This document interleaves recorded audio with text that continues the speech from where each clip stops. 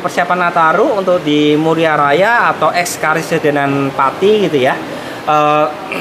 Untuk LPG itu kami perkirakan ya sekitar ada peningkatan sekitar 5,2%. Itu dari sekitar tanggal 16 sekitar pertengahan Desember gitu hingga tanggal 9 Januari 2025 gitu ya.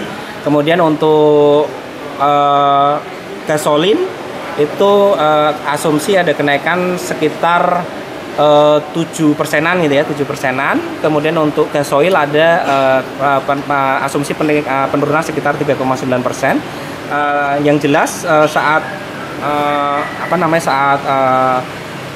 sebelum Natal 2024 dan setelah tahun baru 2025 kami mensiagakan SPBU gitu ya. Kalau SPBU siaga yang 24 jam di Muria Raya atau di ex Karesidenan Pati total ada 31 dengan jumlah SPBU 140-an SPBU untuk Muria Raya gitu. Jateng DIY sendiri tentunya perbedaannya dengan kalau Muria Raya itu kan tidak ada tol ya. Tidak ada tol, kalau Jateng DIY itu kan ada tol gitu ya, tol Pantura gitu kan, dan tentu kalau di tol Pantura kami menyiagakan beberapa rest area dalam artian SPBU ataupun modular gitu ya. Ya baik itu yang di rest area existing maupun di rest area yang istilahnya yang awalnya tidak ada SPBU, kami siagakan semacam modular gitu ya kalau nggak ada SPBU-nya. Dan kalau dia ada SPBU ya kami pantau stoknya gitu ya. Kami menyediakan kayak SPBU kantong itu kayak truk tangki gitu lah ya, truk tangki yang disiagakan di titik-titik tertentu yang nanti bisa untuk mensuplai seandainya ada yang kosong gitu kan, tidak harus menunggu dari depot yang lumayan jauh. Itu kemudian juga tentu tetap kami siagakan kayak serambi My Pertamina di rest area 260B sama 379A gitu. Itu di situ ada kursi pijat, ada game center gitu ya. Kemudian ada pemeriksaan kesehatan, ada kalau mau nyantai sambil minum kopi sama sambil nyenek gitu ya, makan snack itu di situ bisa. Kemudian tentu tetap kami siagakan di rest area itu untuk motoris. Ya semoga tidak terjadi dan alhamdulillah belum pernah terjadi kejadian seperti kayak Brexit ya, setelah Brexit yang beberapa tahun lalu gitu ya. Tapi semoga tidak kejadian, tapi seandainya itu diperlukan nanti itu bisa untuk biasanya sih yang kami lakukan sekedar untuk masuk di ini ya, di rest areanya ya, untuk distribusi di rest area untuk memecah antrian yang biasa kami lakukan.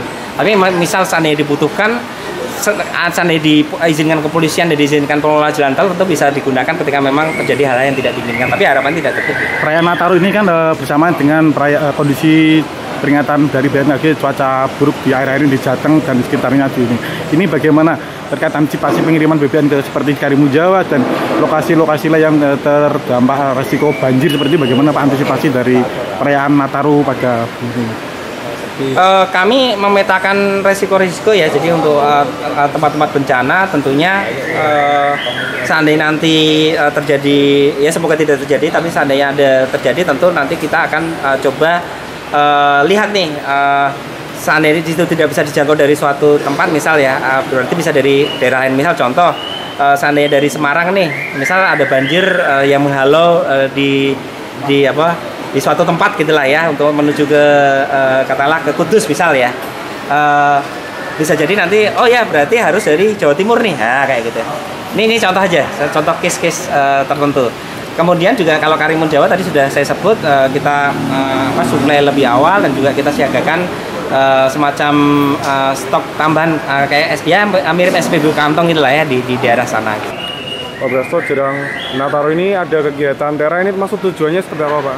Kalau untuk Tera menjelang Nataru ini kami pasti tujukan untuk ini ya, untuk tentunya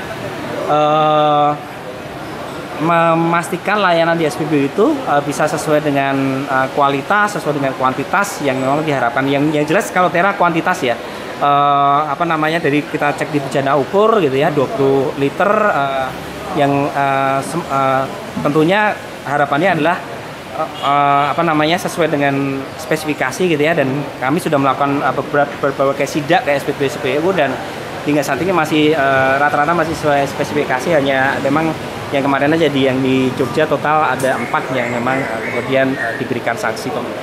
Kalau di Murai Raya ada berapa SPBU Pak yang disidang Pak? Di Kudus sendiri sementara baru 3 SPBU dan nanti akan terus berlanjut. Untuk LPG sendiri, apa dari fakultatif nggak?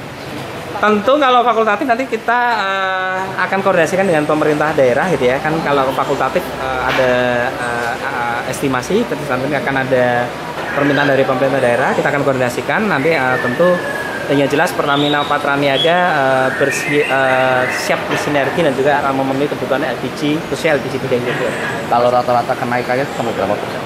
Kalau LPG ya menjelang Natal tahun baru sekitar 5,2 lah. 5,2 LPG. Kenaikan permintaan LPG.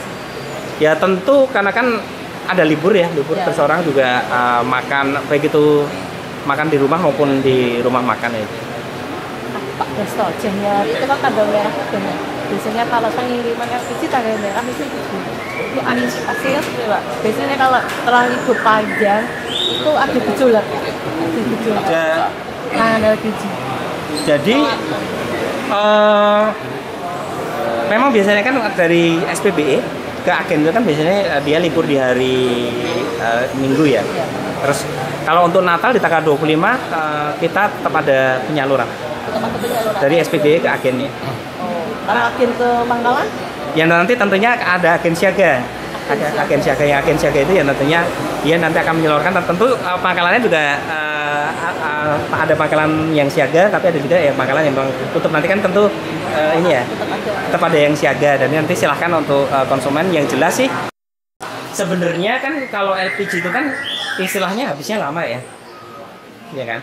Tentu kalau memang udah masa ini kayaknya udah enteng nih, udah hampir habis gitu kan, silahkan aja beli. Tapi memang untuk UMKM lebih cepat kan. UMKM butuh rumah Usaha mikro gitu ya, usaha mikro kecil. LPG 3 kg itu peruntukannya untuk usaha mikro. Usaha kecil, menengah, besar itu sebenarnya tidak berhak untuk LPG 3 kg. Nah tentunya